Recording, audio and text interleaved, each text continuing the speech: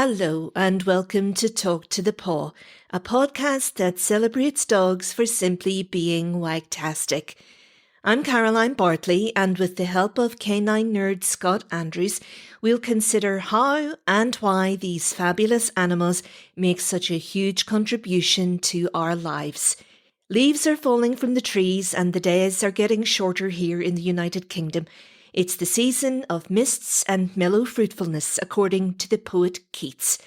But despite the changing seasons, some things remain reassuringly familiar. Episode 6 has the usual array of tricks and treats to keep you entertained. So grab a large handful of all that Halloween confectionery. The kids won't notice, honestly. And nestle yourself into a comfy chair for the next 30 minutes or so. You know how it goes by now. Let's get started with the Twilight Bark.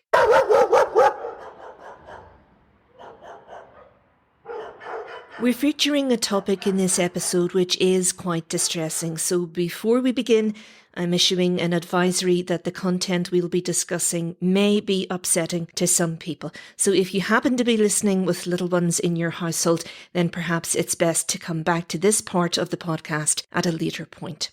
Warning over, let's begin. The BBC, York Press, Daily Record and the South West Farmer are all reporting distressing incidents of dogs being poisoned in varying localities, some of these cases actually resulting in animal fatalities. Pet owners, local authorities, animal charities and police have been placed on alert as investigations into the various incidents begin to establish the exact circumstances of what's happened in each case. Thankfully, statistics I managed to garner seem to suggest that the incidence of dog poisoning appears to be quite rare, but it is nevertheless an extremely harrowing situation. In 2019, one person was convicted of administering poison in England. That's according to the RSPCA. And in 2016, the charity received 368 reports of dogs being poisoned. Scott, this is a very, very difficult topic to discuss, but it does need highlighting. It's an incredibly tragic topic and incredibly troubling. Obviously, for the people involved, it's a horrendous incident. One of the biggest problems that we're faced with when dealing with poisoning is that no matter how rigorous the investigation, often the cause is never determined. So what are the signs of poisoning in a dog? Very often it depends on exactly what the dog was poisoned with. But certainly you'll see things like vomiting, diarrhoea, seizures, blood in the stool, lethargy, loss of appetite, visible bruising, nosebleeds, irregular heartbeat, and one of the more unusual ones is an inability to urinate. Poisoning can occur deliberately. We all know that. But it can also happen accidentally. So how at risk are our dogs? The difficulty is, as you see when you read these stories, a lot of the stories refer to incidents that took place when the dog and the owner were out on a walk together. And that's probably the most at-risk environment you take the dog. Certainly in your own home, it's much easier to control the factors that come about on a daily basis. Now, there are literally dozens and dozens and dozens of poisons that can impact dogs differently. Some you'll find in the home, some you'll find in the kitchen, some you'll find in the garden. Unfortunately, this would require an entire episode on its own. Okay. Mm-hmm. So what I want to do is just focus on a few things that you might encounter when you're out for a walk. Yeah, so just narrow it down for us. Let's draw our focus in. Yes. And one of the things that surprises people the most is the number of common flowers or plants that are incredibly dangerous to our dogs. Mm-hmm. Take, for example, azaleas and rhododendrons. Very common plants many of us have in our gardens. And they happen to be highly poisonous. It just takes a few leaves of these plants to make our dogs badly ill. Another common one is a hedging plant you'll find in many public parks, is a cherry laurel. This is probably the most common cause of poisoning in dogs. Mm-hmm. And as I say, you can find it in many public spaces. And it's because, what, do they ingest the leaves? They ingest flowers, seeds of some sort? Yeah, it's the leaves. It's almost always the leaves. You know, a lot of the times when we're out for a walk with our dogs, if we're blatantly honest, when they're off the leash, our eyes aren't on them all the time. Mm-hmm. And this is where the danger stems from.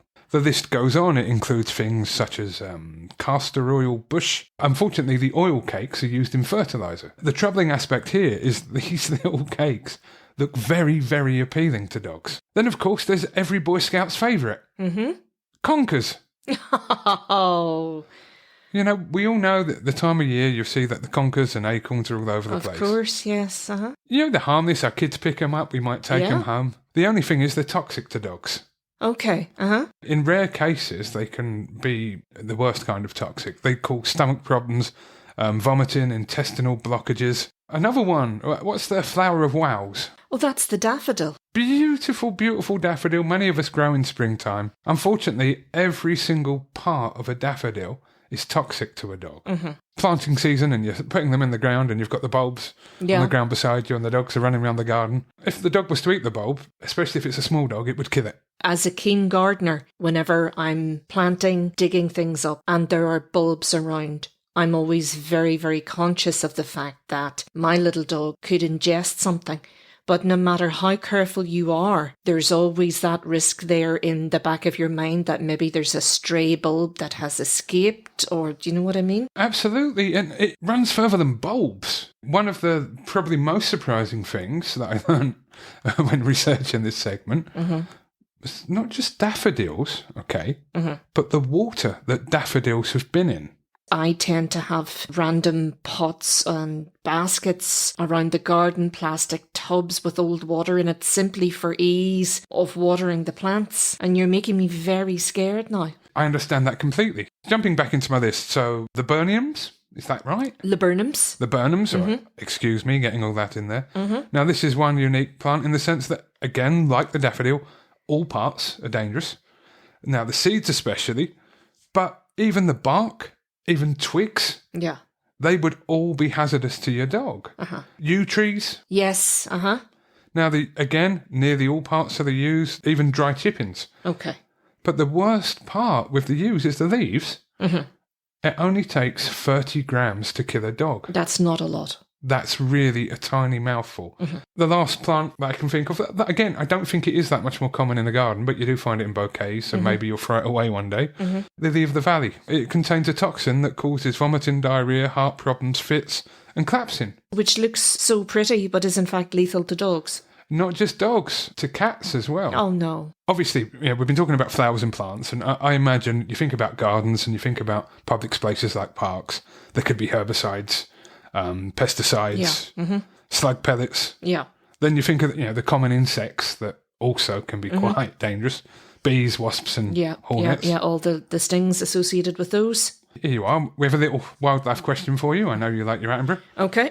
Can you name the one poisonous snake that resides in the UK? The one poisonous snake? Well, the only snake that I know of that resides in the UK is an adder, but I'm not even sure if that's poisonous. It is indeed. Is it? Okay. If your dog happens to be at a distance and your dog does get bitten by an adder, you wouldn't have any idea. It could be gone off in the long grass or wherever. Yeah. Now, the symptoms to look out for are swelling, bleeding, fever, and seizures. Okay. And last but not least is actually something that baffled vets when I lived in the Netherlands. Right. There was a period in one of the years I was living there where a number of dogs become ill after walking in the forest just south of Amsterdam. And there were paranoid media reports talking about poisonings, is it human poisoning? Sure, is it someone with a vendetta? Yes, And eventually they discovered it was caused by blue-green algae. By algae? Yes. Now, this blue-green algae is deadly. It kills pets quickly. Again, you'd see vomiting and diarrhea, breathing difficulties. You'd see fits. Now, this algae you tend to see late spring to early autumn. The thing to consider is, if you have a dog that likes dipping in and out the water, and there are many breeds that like going for a swim, especially on a hot day, you have to be ultra cautious. Yeah. Now, personally, if I'm going to let my dog in for a drink, if I see any algae on top of the water, if I see that the water's still... Yeah, that's never usually a good sign, is it? No. For it to be fresher water, you need to see at least a current, like the water moving by. So, what should you do if you think your dog has been poisoned? What steps should you take? To borrow a line from Dad's army, don't panic. Don't panic. Easier said than done, though. If your dog is swelling, bleeding, perhaps fitting. Obviously. Yeah. And, your priority is to remove the dog from the scene.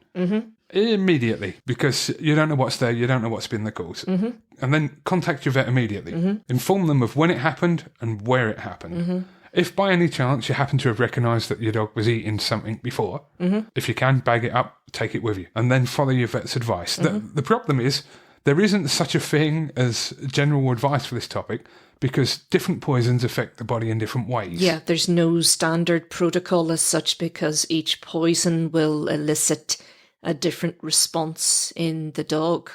Absolutely. Okay. We were talking about leaves, things happening in the garden, susceptibility of dogs to general snuffling around and rooting around. When we're taking our dogs out for a walk, when we're letting them loose in the garden, practically how can we keep them safe? When you're at home, you can manage the environment. Mm-hmm. Now, there are still dangerous chemicals in the cupboards, there's still chocolate, there's still different foods that can be poisonous, but you've got a better sense of control. When you are out for a walk, your priority has to be environment management. Mm-hmm. Now, what this constitutes, so for instance, if I'm taking my dog somewhere new, that very first time, even if it's a forest or a beach, I am not going to let him off the leash. Mm-hmm. And the reason for that is I want to look round. I want to assess what's there, assess the hazards.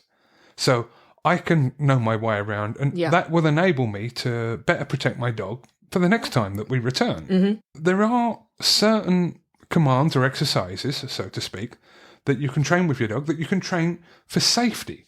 Mm-hmm. My own dogs do a few different tricks, but they also do have safety drills that we do use. Mm-hmm. The most obvious one would be recall. Okay. Uh-huh. If your dog does not come back when you call it, when it's off the leash, you shouldn't be letting your dog off the leash. Mm-hmm.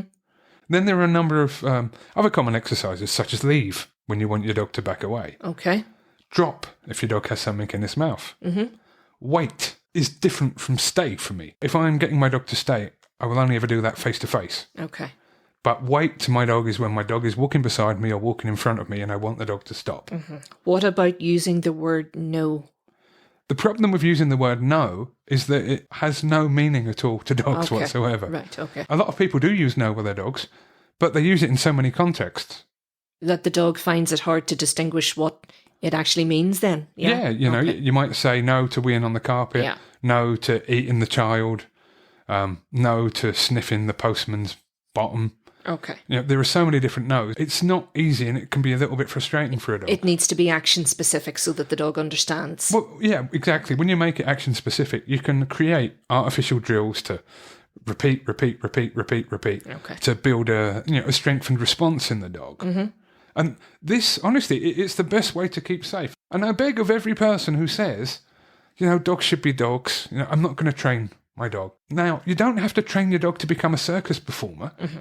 But you must train your dog to be safe. Yeah, and a basic level of discipline is advisable, really, for the dog's safety, first and foremost. Absolutely, you're doing it for their benefit. So, to summarise, if you want to keep your dog safe, don't just trust in the fact that things are going to be okay. Train your dog. If you train your dog using these safe commands that I've been discussing, your dog has the best chance of responding to you. You have the best chance of keeping your dog safe when you're out there in the wild world.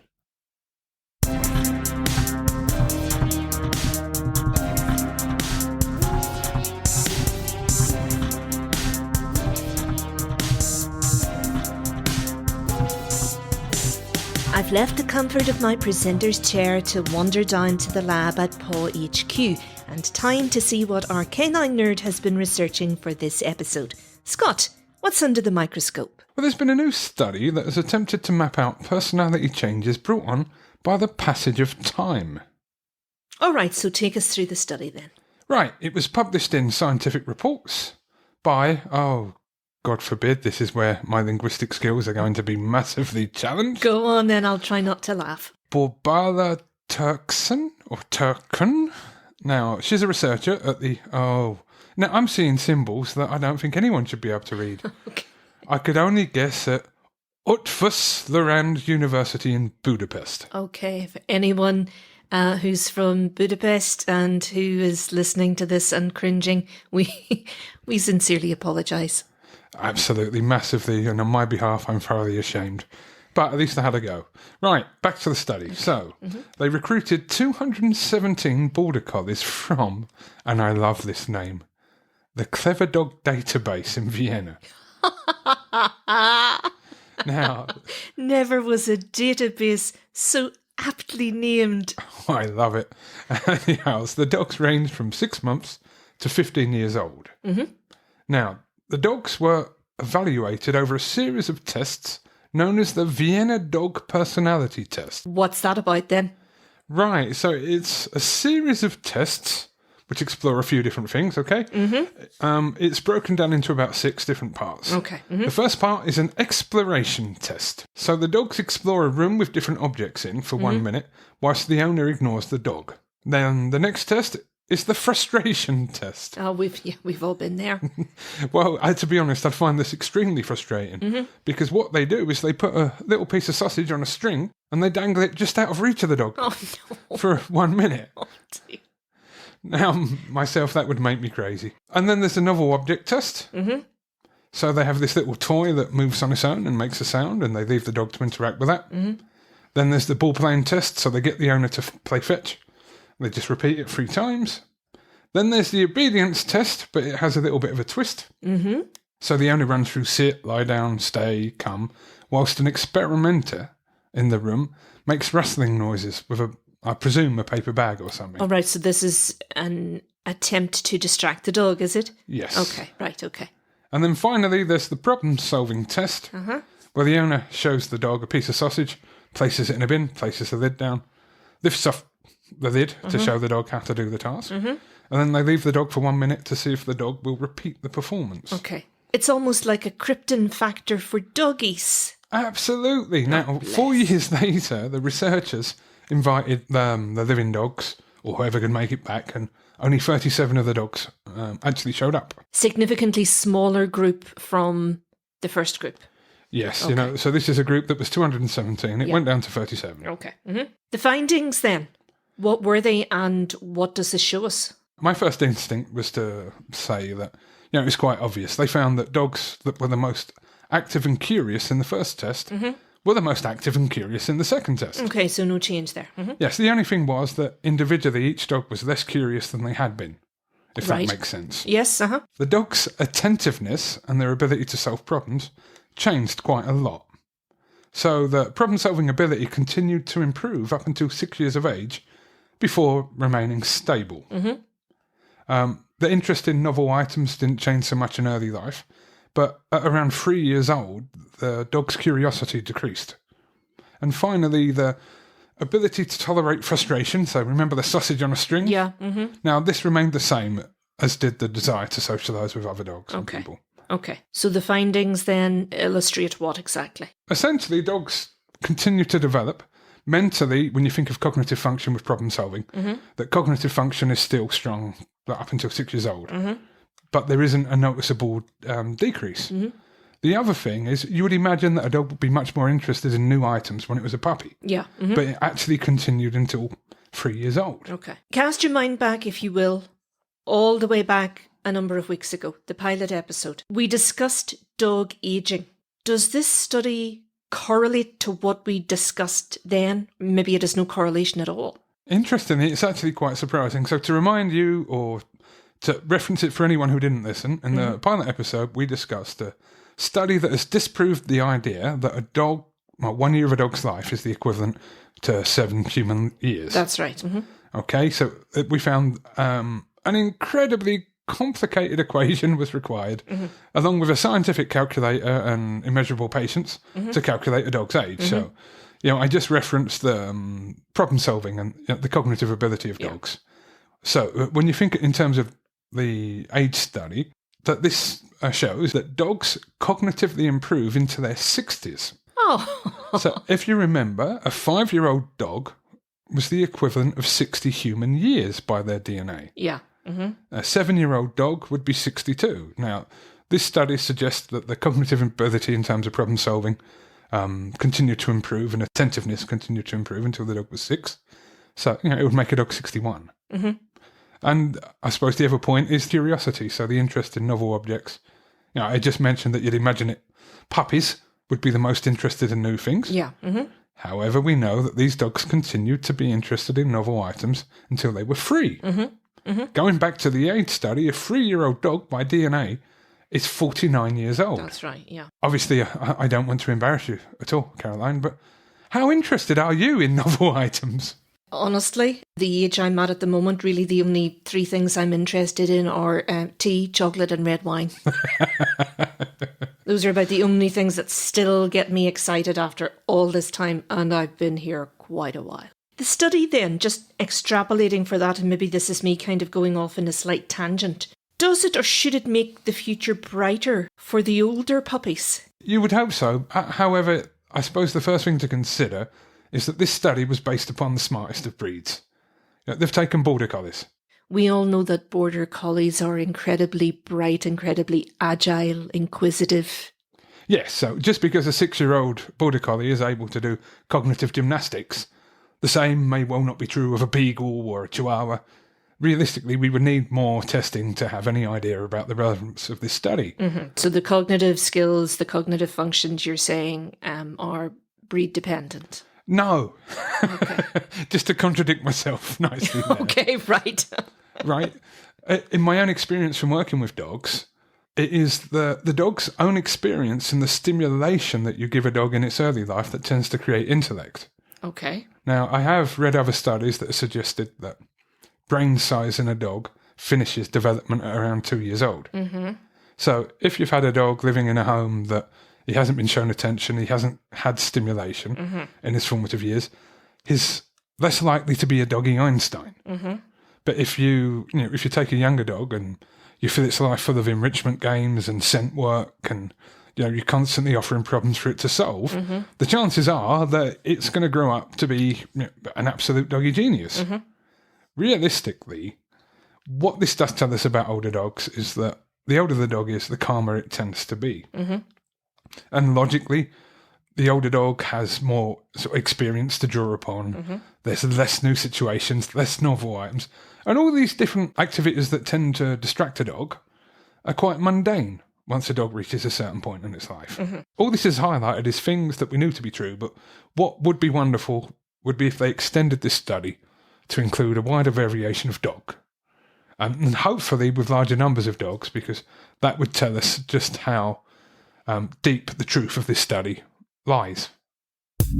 We want this dogcast to be as interactive and experience as possible, so please get in touch. You can talk to the paw on Facebook, www.facebook.com/talk-to-the-paw-pod, Twitter @talk-to-the-paw-pod, find us on Instagram @talk-to-the-paw-pod, email info@talk-to-the-paw.co.uk. All the podcasts are available to listen and download on Apple Podcast, Spotify and Google Podcasts.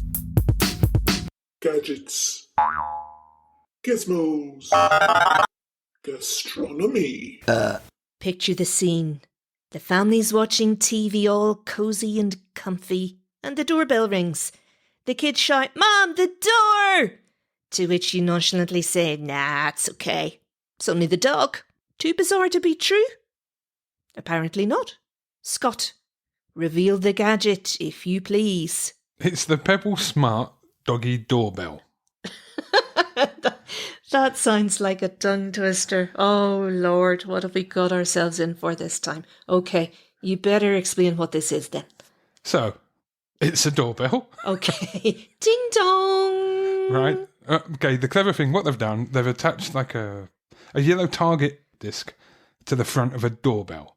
And this is pressure activated. So a dog can touch this disc with its nose or with its paw, and it will ring the doorbell. Additionally, on top of the doorbell, they've actually got a treat dispenser. So when the dog hits the doorbell, then a treat should fall out from the doorbell. Now, these doorbells, they can be placed inside the house or outside the house. Okay, The idea is to eventually train the dog to use the doorbell when it's leaving or entering. And it did remind me when I saw it of a slightly older device called a Poochie Bell.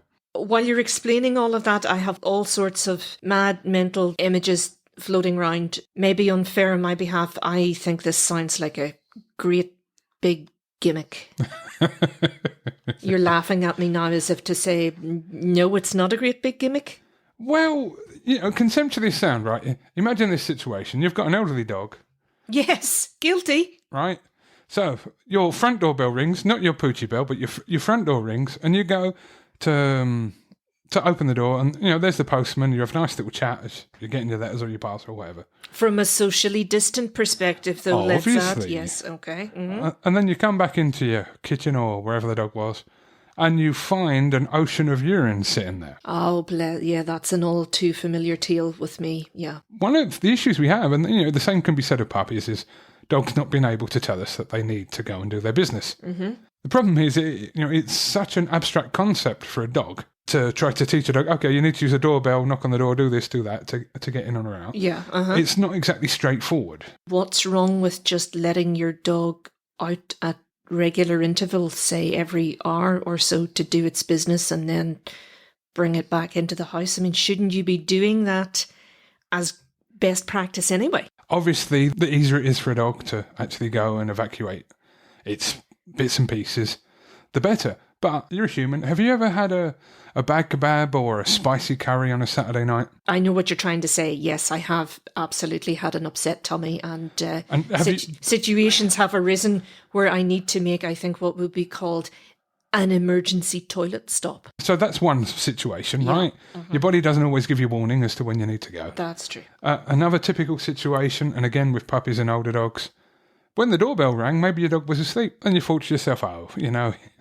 Fido's asleep, it'll be no problem. Yeah. And one of the most common times dogs do need to go is as soon as they wake up. The issue here, more than any, is if you can take this abstract concept and you can teach a dog to indicate when it needs to go out, then you've got a better chance of not having these accidents at home. But the question, and the true question, is how you do that. Yeah, that's just what I was coming on to. You talk about this target device being placed on top of the doorbell and a treat dispenser and all of that sort of thing. How on earth do you go about training a dog to use this if this seems like something that any of our listeners would be interested in? I'm sure there'll be some who wouldn't want their dog knocking on the door when you've got some friends over. It will make them very, very confused indeed. Mm-hmm. But, okay, first and foremost, it's incredibly tricky. I watched the promo video for the Pebble Smart Doggy Doorbell. Mm-hmm. Rolls off the tongue, that, doesn't it? Oh, it just does. And when they were training a dog to use it, they were actually using a clicker, and every time the dog pressed the doorbell, it got a clicker and it got a treat. And when I watched this, my first thought was, okay, granted they're teaching the dog to use like this pressure pad, but how is that being connected to the door opening? It's really hard to know how each individual dog would need to be trained to use it. A lot depends on the character and the experience. For example, my Scotty freely uses his paws and uses his nose to mark things. Okay. But it's still an abstract concept. I suspect the best way to do it would be to encourage the dog to use the pressure plate, and as soon as it does, open the door, and that be the reward. Yes. Yeah.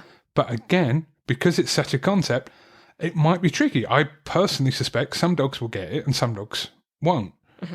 And the biggest problem could be you might inadvertently teach the dog that you want them to ring the bell.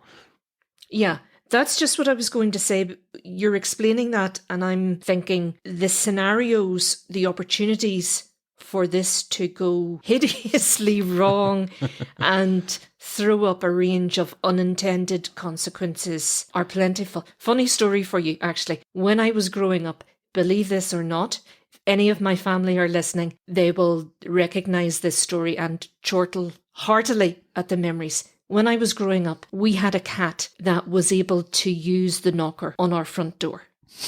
I know, sounds bizarre. This is true, hand on heart. We didn't actually know for a number of weeks, possibly months from memory, until one of my late brother's friends was up visiting the house, and it was a little black cat. We had numerous animals when we were growing up. Can't remember the name of the cat at the time. All I remember is the front door would knock, someone would go to the door, there'd be nobody there, but the cat would be there. Meow. The cat comes in. Didn't think anything of it. One of my late brother's friends was visiting. They were outside in the car talking. Cat comes to the door. Cat stands up on its hind legs, lifts the door knocker. Somebody opens the door. Nobody there, but the cat's there. The cat goes in, and he says to my brother, "Your cat just rang the knocker on your door." And my brother was like, "What?" But yeah, and we saw it for ourselves. Sorry, I digress. Carry on. Now that is quite remarkable. I think that's more witchcraft than anything else. Oh, it was. It wasn't by any chance a black cat. It absolutely was a black cat. Yes. Yeah, no, what I was going to say, right? The success really depends on the dog's character. Yeah. Okay. And, when people talk of dogs' characters, they think about personality. I actually want to think more about certain behavioural characteristics of a dog. Okay. So let's take dog number 1. I'm going to call Sir Francis Drake, or the Great Explorer. Okay. Now, this is a dog that loves going outside, that has access to a window, so can see movement, grass moving, cats passing by, whatever. Okay. So every time it sees movement, it's going to be running back to the back door, ding dong, ding dong. Yeah. It's not going to be doing it to eliminate, because it would already have worked out. That's the gateway to everything good. Or, for example, the polite pooch, like Sir Macho, my own young man. Now, when he wants to come back in the house, he just stands by the back door. Yes, he's a silent little poppet, isn't he? Yeah, he won't bark, he won't scratch. He'll just stand there, sit there, even if it's a warmer day, lay down. Yeah. He'll just wait. Yeah. However long it takes. I'm quietly convinced I could spend at least 40 hours trying to teach him to use this doorbell. Yeah. And still he won't. He's a gentleman. Yeah. And then, for example, I can think of a certain Sheltie who's a people lover. You let her out the back door, she goes and stands by the back door the whole time. Yeah. Like, are we going in yet? Are we going in yet? Yeah. No. If you happen to be outside, she'll be looking at you, looking at the door, showing you with a glance. I want to go in. I want to go in. I want to go in. I want to go in. And I can imagine, if we had one of these doorbells, all you would hear is ding dong, ding dong, ding dong, ding dong, ding dong, ding dong, ding dong. So one of the problems is first assess your dog's character, because you might well end up being driven round the bend by a dog hammering on the doorbell. You will be a slave to your dog's wishes and commands, yes, rather than it being used for the intended purpose. That's it. So, as I can say, it's a beautiful idea, and I've not had direct experience with it, so I don't know whether it's possible. I would love to hear from anyone who has about the good and bad experiences of giving your dog a doorbell. This device you can put inside your house, outside your house. They even do double packs, so you can have one for going out and one for going in. Oh, God forbid. Now, I don't know if they've got different bell sounds, but in or out. And please, if anyone does have experience of this device and has used it, as Scott says, if you have any experience of operating this or something similar, please get in touch. We would love to hear how you got on.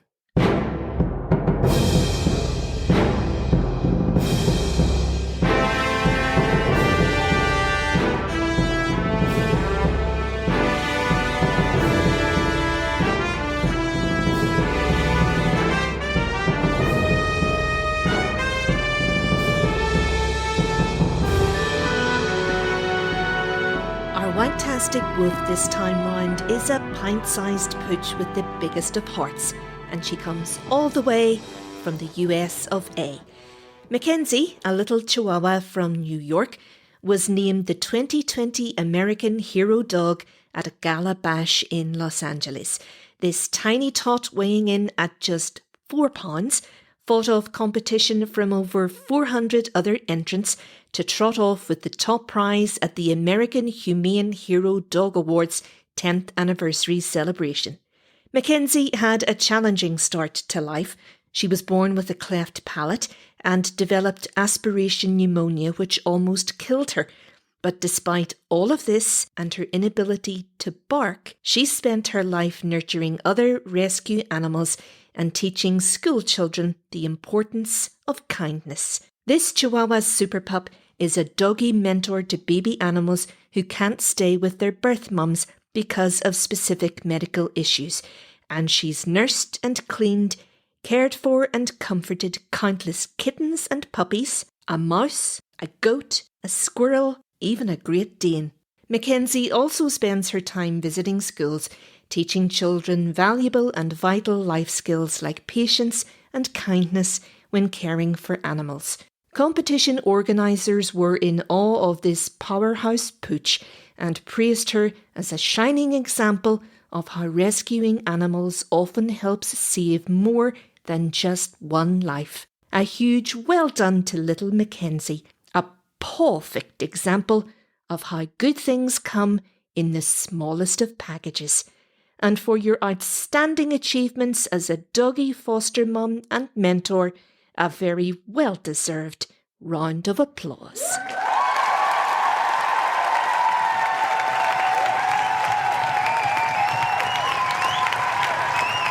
remember you can nominate your own Wagtastic Woof. Get in touch and tell us all about that very special dog who's made a difference to your life. Contact us on Facebook or Twitter, Talk2ThePaw Pod. Email info@talktothepaw.co.uk. Your stories and comments, questions and suggestions are all welcome. That's all for now. Thanks so much for your company. Until next time, goodbye.